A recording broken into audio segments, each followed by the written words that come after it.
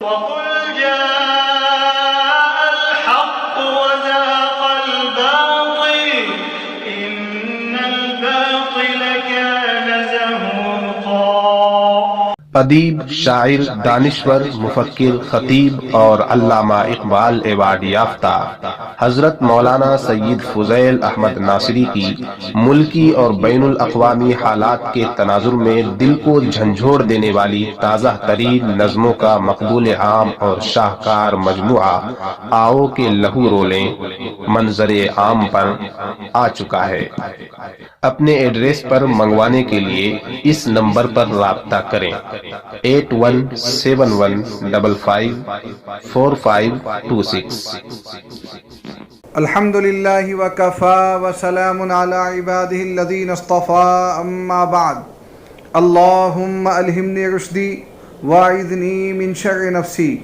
سامعین، بہت شور سنتے تھے پہلو میں دل کا، بہت شور سنتے تھے پہلو میں دل کا، جو چیرا تو ایک قطرہ خون نکلا۔ سدرشن چینل کے بدنام زمانہ پیشکار سریش چوہانکے نے 3 روز قبل مولانا ارشد مدنی صاحب کے انٹرویو کے سلسلے میں جو ماحول بنانے کی کوشش کی تھی، اللہ کا کرم ہے کہ اس میں وہ خائب و خاسر اور ناکام و نامراد ہو گیا۔ میں کسی چینل وینل کو نہیں دیکھتا، میرے پاس اتنا وقت نہیں رہتا کہ فضول کاموں میں اپنے اوقات لگاؤں، لیکن اس انٹرویو کا اتنا ہوا کھڑا کیا گیا تھا کہ اسے سننے کی خواہش بہرحال ہوئی۔ پھر یہ کہ سدرشن چینل کی بدنام زمانہ بدزبانی کا کافی شہرہ سن رکھا تھا، اس نے بھی اس فیصلے کو مزید تقویت دے دی۔ میں نے اس کے لیے باقاعدہ وقت نکالا اور پورا انٹرویو حرف بحرف سنا۔ انٹرویو کیسا رہا، چوہانکے کے سوالات کیسے تھے، مولانا کے جوابات کا وزن کیا تھا، ان پر گفتگو کرنے سے پہلے مناسب معلوم ہوتا ہے کہ اس سلسلے کے کچھ پہلوؤں پر روشنی ڈال لی جائے۔ سب سے پہلی بات تو یہ ہے کہ مولانا نے سدرشن چینل پر انٹرویو دیا۔ یہ انٹرویو دینا بادی النظر میں صحیح نہیں تھا، کیونکہ اس کا اینکر اسلام اور مسلمانوں کا کھلا ہوا دشمن تو ہے ہی، بد زبانی بھی خوب کرتا ہے۔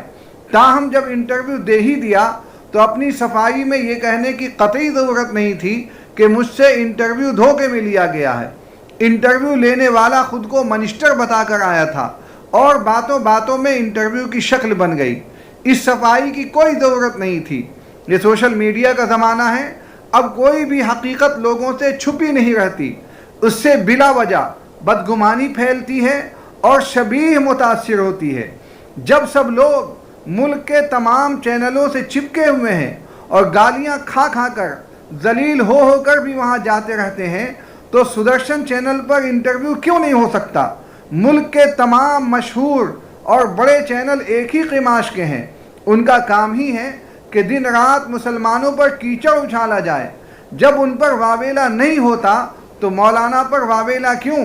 دوسری بات یہ ہے کہ انٹرویو دینے کے لیے مولانا چینل کے دفتر میں نہیں گئے تھے، بلکہ چینل والا خود ہی ان کے دروازے کی خاک چھانتا ہوا آیا تھا۔ یہ تو مولانا کا بڑاپن تھا اور اسلامی تعلیمات کا نمونہ کہ آنے والے مہمان کی خاطر مدارات کی۔ چینل اگر انٹرویو دینے والوں کے پاس خود ہی چل کر آئے اور بحث کے دوران کوئی دوسرا تیسرا شریک نہ ہو تو اپنا موقف قاعدے سے رکھنے کا خوب موقع مل جاتا ہے۔ مولانا کے ساتھ بھی وہی ہوا، ورنہ اگر بحث کرنے والے 3-4 ہوتے تو مولانا کے ساتھ بھی وہی ہوتا جو عام ڈیبیٹی علماء کے ساتھ ہوتا رہتا ہے، موقف بھی رکھ نہیں پاتے اور بے عزتی بھی مفت میں۔ تیسری بات یہ کہ جو لوگ کہہ رہے تھے کہ اس چینل کو انٹرویو نہیں دینا چاہیے، وہ ٹھیک ہی کہہ رہے تھے۔ اس کی وجہ یہ ہے کہ انٹرویو کے بعد اپنے چینل پر نشر کے دوران اس نے جو پٹیاں چلائی ہیں ان سے معلوم ہوتا ہے کہ بس وہ موقع کی تاک میں تھا، مگر شکار کرنے کو آیا، شکار ہو کے چلا۔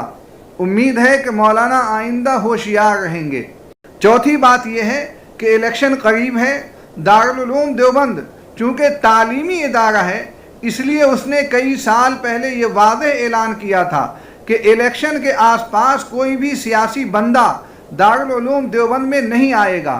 اب چونکہ 2022 میں یو پی کا اسمبلی الیکشن ہے، ممکن ہے کہ سیاسی لوگ یہاں آنے کے سلسلے میں سوچیں، لہذا دارالعلوم کو چوکنا رہنا چاہیے، کسی چینل والے کو بھی اس موقع پر آنے نہ دے، کیونکہ ملکی سیاست کا سارا بگاڑ انہی چینلوں سے ہے۔ اب آئیے اصل انٹرویو کی جانب۔ مولانا نے انٹرویو کی شروعات میں ہی سریش چوہانکے سے کہہ دیا تھا کہ میں صحافیوں کو اپنے پاس آنے نہیں دیتا، آپ آ گئے ہیں اس لیے انٹرویو کے لیے آمادگی ہو گئی۔ اس کے بعد اینکر کے سوال اور مولانا کے جواب کا ایک سلسلہ چل نکلا۔ چوہانکے پوری تیاری کے ساتھ آیا تھا اور اس نے تمام ایجنڈے پہلے ہی لکھ لیے تھے، اسی لیے ایک کے بعد ایک سوال کرتا رہا۔ مولانا کو داد دینی ہوگی کہ انہوں نے تقریباً ہر سوال کا معقول جواب دیا اور سدرشن چینل کے دانت کھٹے کر دیے۔ مولانا نے اینکر سے خوب چٹکیاں بھی لیں۔ آپ نے یہ بھی دیکھا ہوگا کہ اپنے پروگرام میں مکالمے میں حصہ لینے والوں پر یہی چوہانکے کس قدر بھونکتا ہے اور اپنے سامنے والے کو بولنے نہیں دیتا، لیکن مولانا کے سامنے کتنا باادب اور مرعوب دکھائی دے رہا ہے۔ یہ مولانا کے علم اور وقار کا اثر ہے، ان کی بے باکی اور بے خوفی کا نتیجہ ہے، ان کی خود اعتمادی اور اپنے مخاطب کی نفسیات کو بھانپ لینے کا ثمرہ ہے۔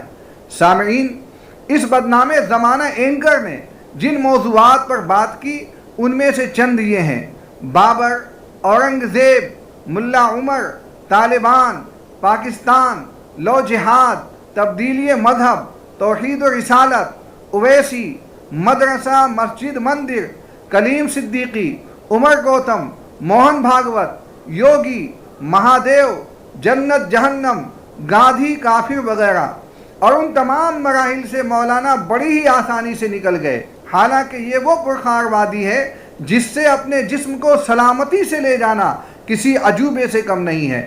سامعین، چوہانکے نے بہت چاہا کہ مولانا ارشد مدنی صاحب طالبان اور ملا عمر کے سلسلے میں کچھ واضح بولیں، مگر مولانا نے گول مول باتیں کی۔ یہاں اینکر نے اپنی جہالت کا خوب ثبوت دیا۔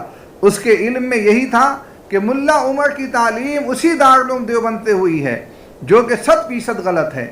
ہاں، ملا عمر کا دیوبندی ہونا بالکل کھلا ہوا ہے، مگر ملا عمر اور طالبان کے دیوبندی ہونے کا مطلب آج کا دیوبند نہیں ہے، بلکہ شیخ الہند مولانا محمود حسن دیوبندی رحمۃ اللہ علیہ کے زمانے کا ہے۔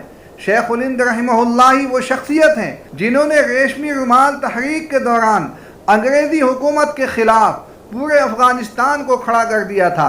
اس وقت موجودہ طالبان کے پردادا رہے ہوں گے۔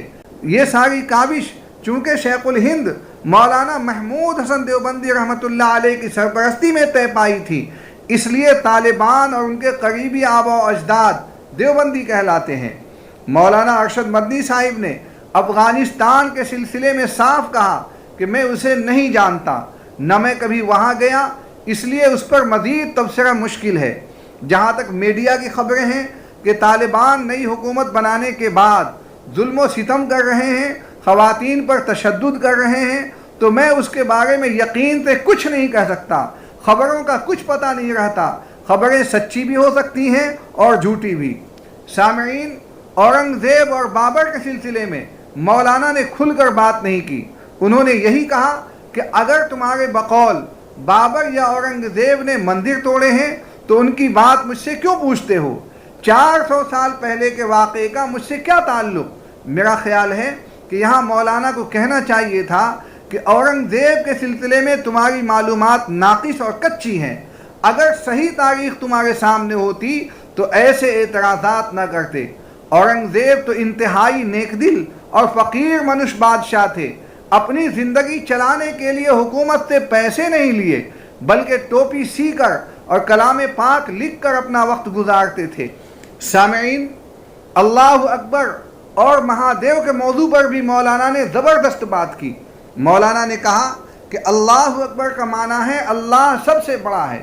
اینکر کہتا ہے کہ نہیں، مہادیو سب سے بڑا ہے۔ اس پر مولانا کہتے ہیں کہ مہادیو کو کس نے پیدا کیا؟ اس پر اینکر لاجواب ہو جاتا ہے۔ پھر لفظ کافر پر بات آتی ہے۔ اینکر کہتا ہے کہ آپ غیر مسلموں کو کافر بولتے ہیں، تو آپ کی نظر میں بھی کافر ہوا؟ مولانا یہاں پر اپنی بات رکھتے ہیں اور کہتے ہیں کہ کافر کوئی گالی نہیں ہے، یہ ایک خبر ہے کہ یہ بندہ اللہ اور رسول کو نہیں مانتا، اس سے زیادہ اس کی کوئی حیثیت نہیں ہے۔ میرے خیال میں اس موضوع پر مولانا کو اور کھل کر بات کرنا چاہیے تھا، یہ موقع بڑا اچھا تھا۔ اسلام کے تصور خدا اور مذہب پر اگر واضح روشنی پڑ جاتی تو بہتر ہوتا۔ سامعین، مولانا کلیم صدیقی اور عمر گوتم پر بھی بات آئی۔ مولانا نے صاف کہا کہ ہم انہیں مجرم نہیں مانتے، زبردستی کوئی بھی کسی کو کلمہ نہیں پڑھا سکتا۔ ایمان نام ہے اللہ اور رسول کی محبت کا، ان پر یقین اور اطمینان کا، اور یہ محبت، یہ یقین اور اطمینان پیسے سے نہیں خریدے جا سکتے۔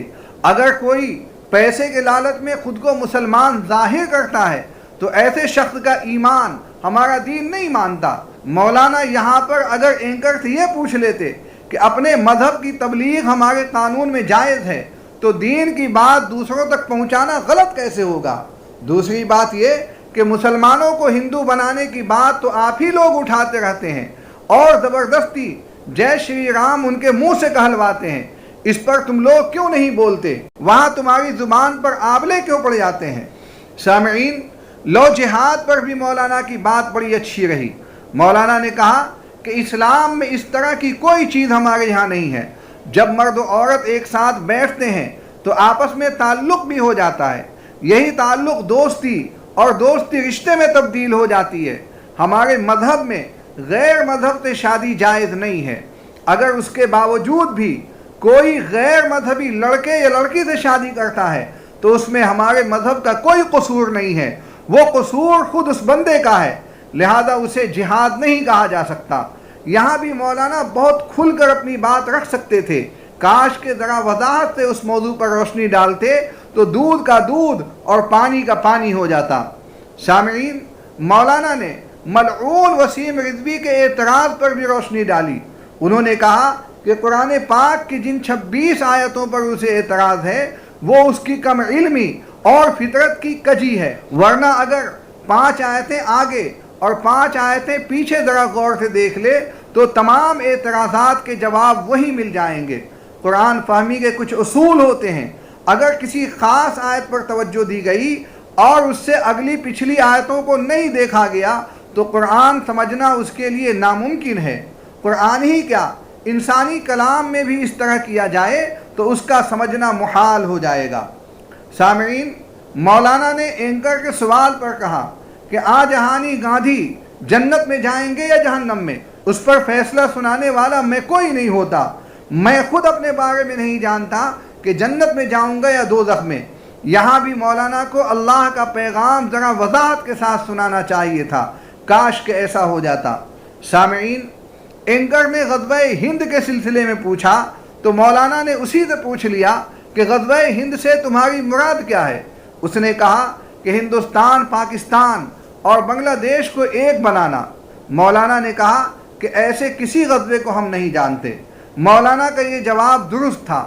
سامعین، مجموعی طور پر مولانا کا انٹرویو بہت ہی شاندار اور حکمت و بصیرت سے آباد رہا، جرأت اور دینی حمیت کی جھلک خوب دکھائی دی۔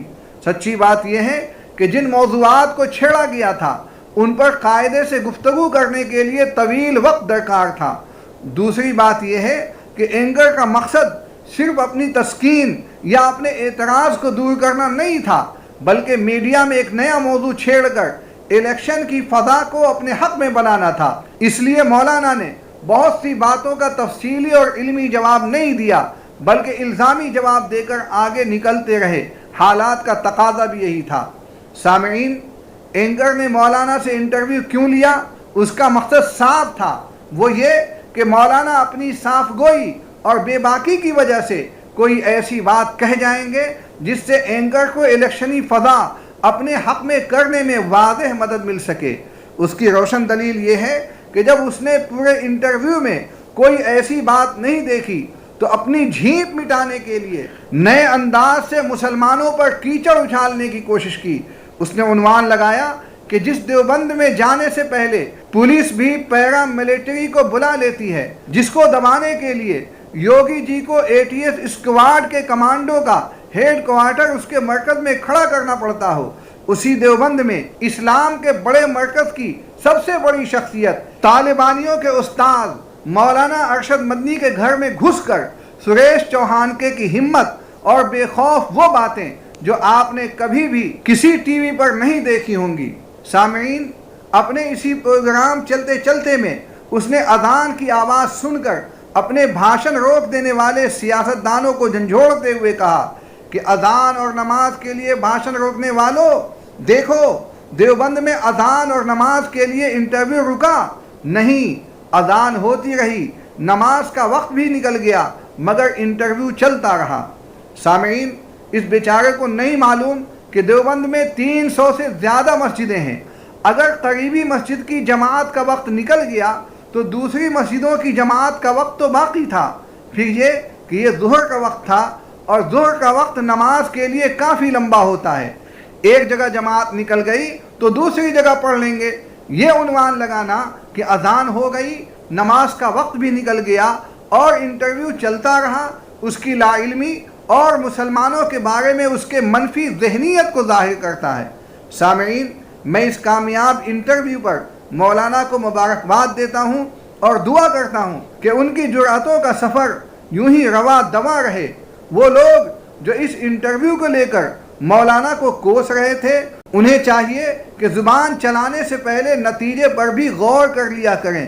وآخر دعوانا ان الحمد للہ رب العالمین۔